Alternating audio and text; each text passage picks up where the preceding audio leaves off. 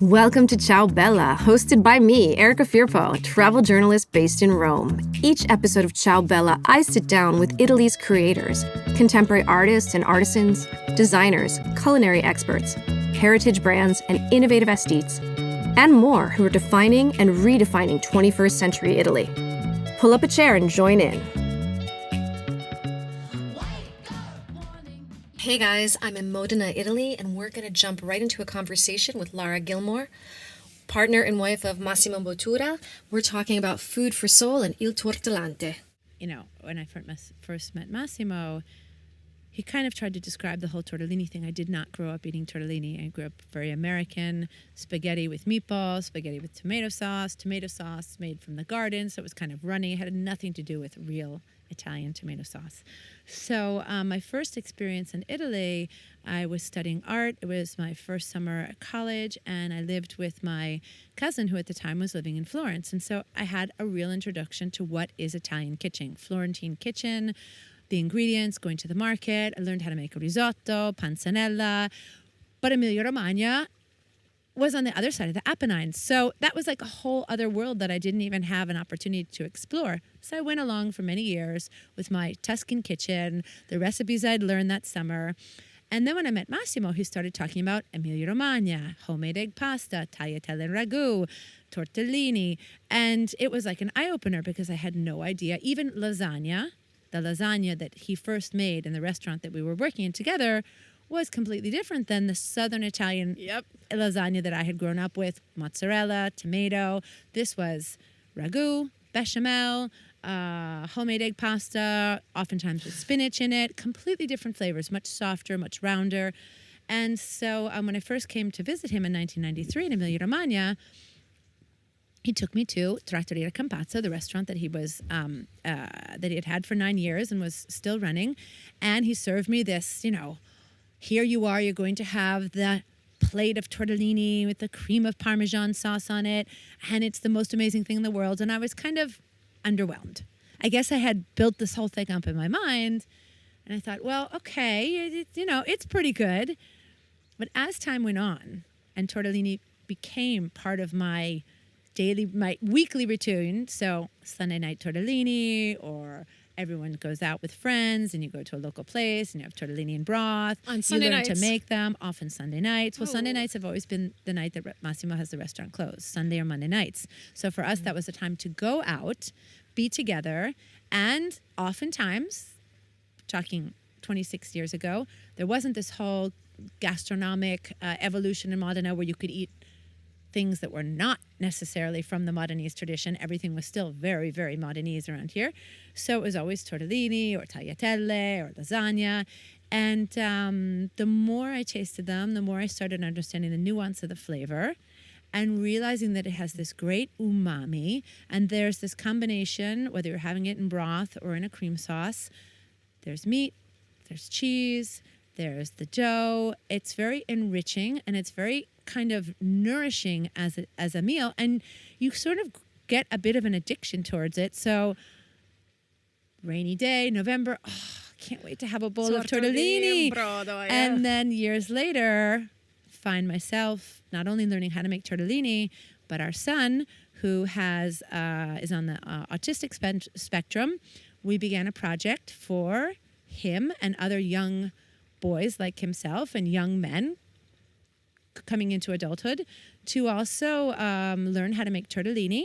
That after-school project of teaching them how to make tortellini and the process and the sort of assembly line construction of an artisanal pasta like that really became an idea for creating a future for them, which is now our project called Tortellante, where we have a pasta lab where we make tortellini, we sell them, and we create not only a space for these young adults to socialize, be together, share their time, share their abilities with others, but also to kind of keep the tortellini tradition alive, to safeguard it in some way, and also to show people that tortellini can be something that you can learn to make. Anyone can learn to make it. It's a matter of putting in your time, paying your dues, putting in those hours, practicing, practicing and practicing, also having good teachers. We're lucky to have all these res d'ora. Which is, to me, a tongue twister. I can never say that word, res d'ora. Res d'ora meaning kind of the golden makers. So the golden makers are those women, often at times also men, who have spent much of their free time cooking for their families and have mastered the art of homemade pasta, rolling out the pasta dough, egg pasta, Is res making d'ora tortellini. only in Modena? I've never heard No, that I think term it's in before. Emilia-Romagna. I think it's really more in Emilia than Romagna. And la res d'ora is the homemaker, so it can mean a lot of things. But it really is kind of like a golden maker, something who can make something out of nothing, some eggs, some flour, leftover ground up meat, and turn it into this delicious capsule of traditional flavors. Well, it's beautiful because I was there this morning, and it was great because there was a boy or a young man with his grandmother who was there. So I love this idea that it's also there.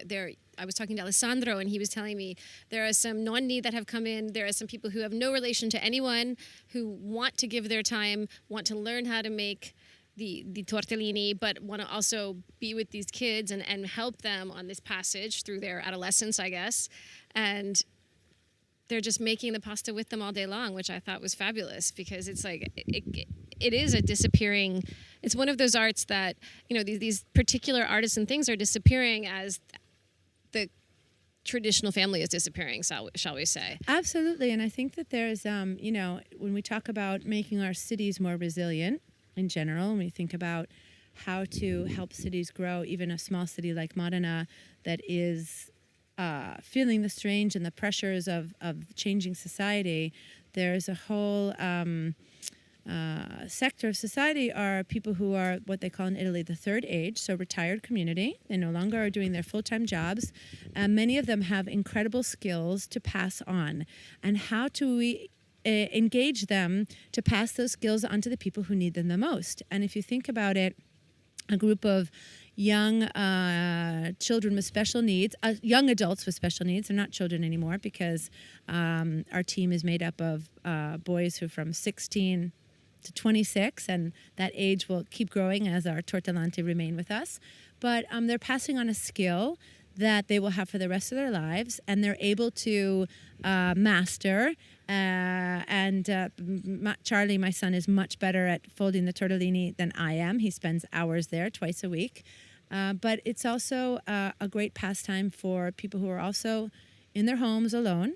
Maybe they don't have grandchildren, or their grandchildren are doing other things and not interested or have the time to sit down 2 or 3 hours at a time and learn how to make tortellini. And I think there's this great sense of satisfaction, not only that these women and men are contributing their time, but they're actually giving skills to a whole group of people who need those skills and needed an identity. And so these young boys are becoming the Tortellante. They do their shopping around town.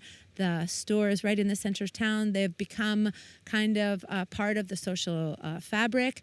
And more than anything, they feel that they are giving back also to their own city in terms of image, in terms of saving this tradition, and making it people realize that it's much easier to do than you think. So much of sort of cooking and pasta tradition seems so impossible, and yet when you sit down and you start making them, you realize that it's just a matter of time.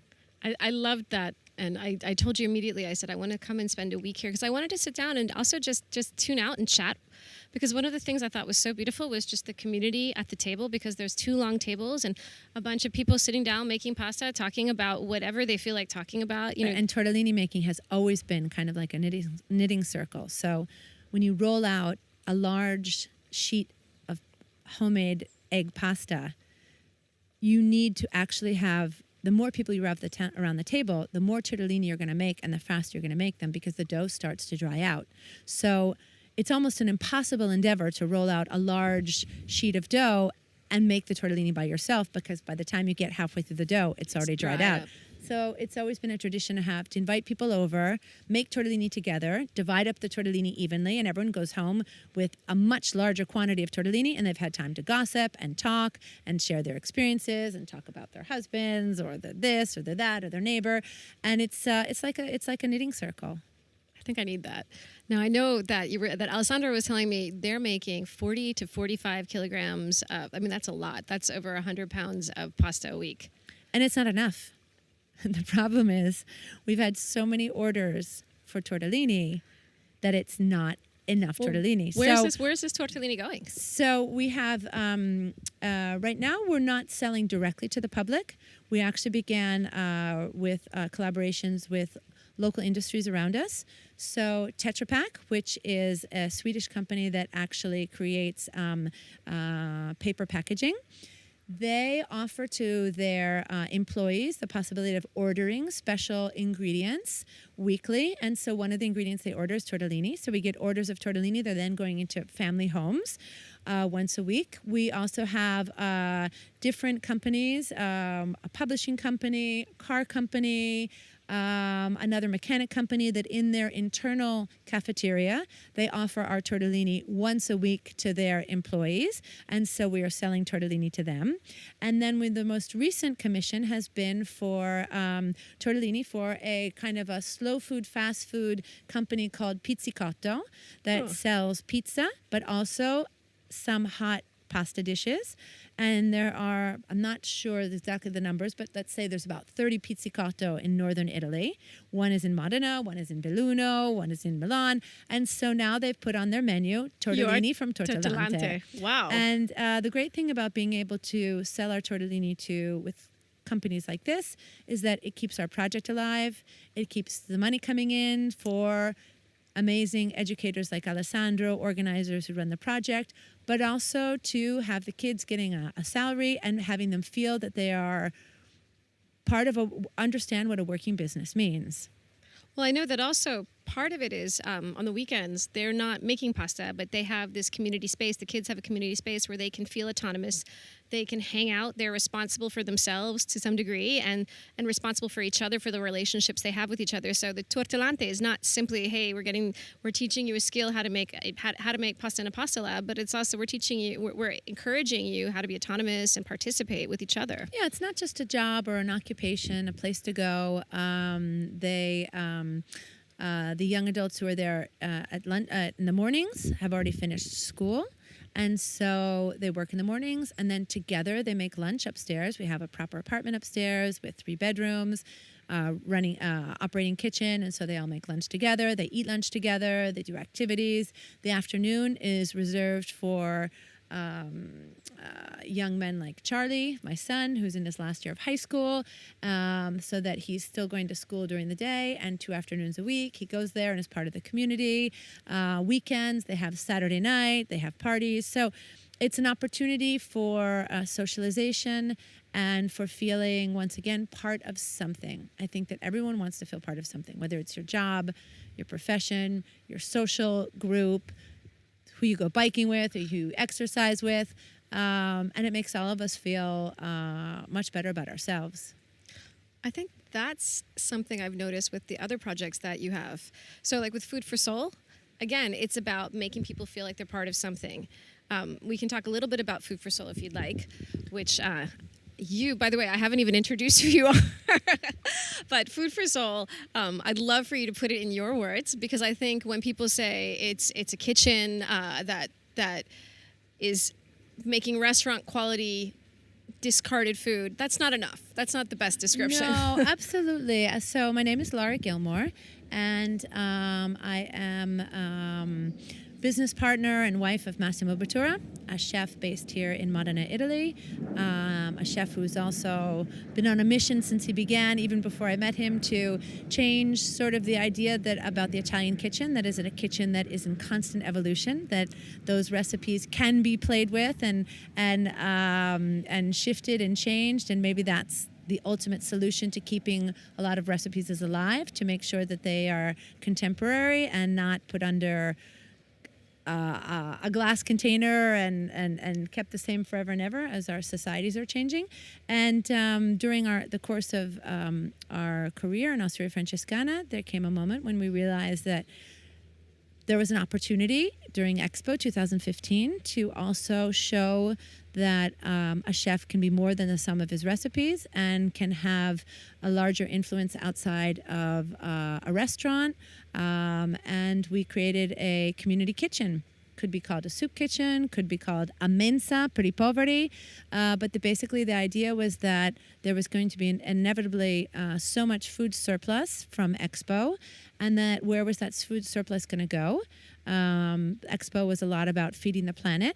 And so feeding the planet is not just about production, but also about what we do with the inevitable surplus we have in our food chain and our contemporary modern food chain.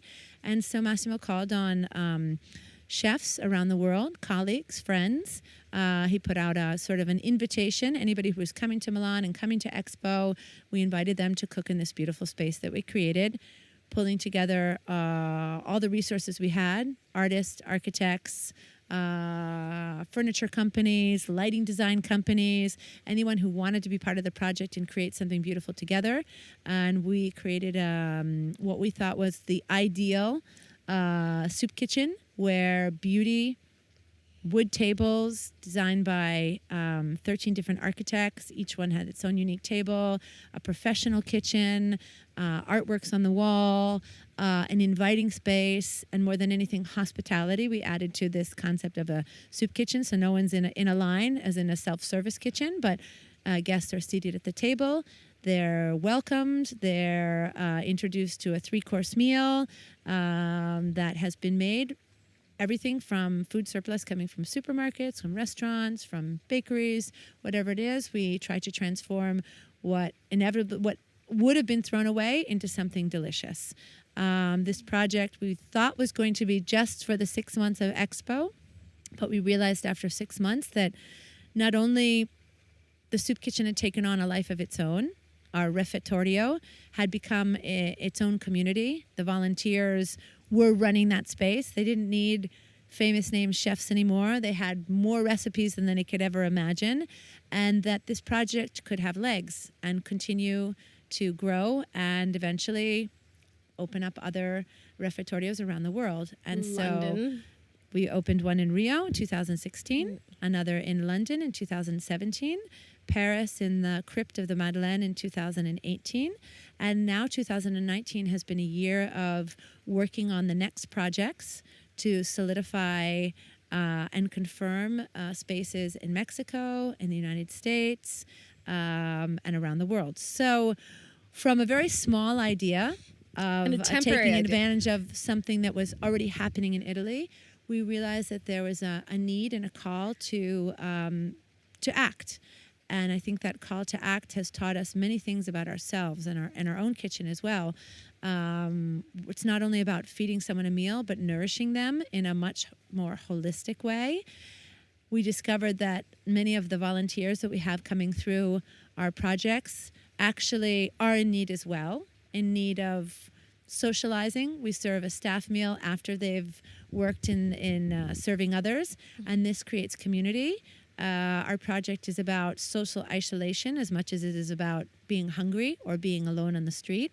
And I think that the two things come together, and often they're not addressed in the same voice. Right. So that has a similar ring as Tortellante.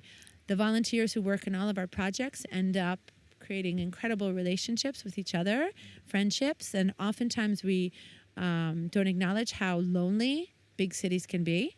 Young people have moved from another part of the country, they maybe don't have a job. Oftentimes becoming a volunteer, whether you're working in the kitchen or washing dishes or serving at the table, is your first step as a newcomer to a city to meeting people who have similar ideas, and maybe discovering even a skill about yourself that you didn't have before.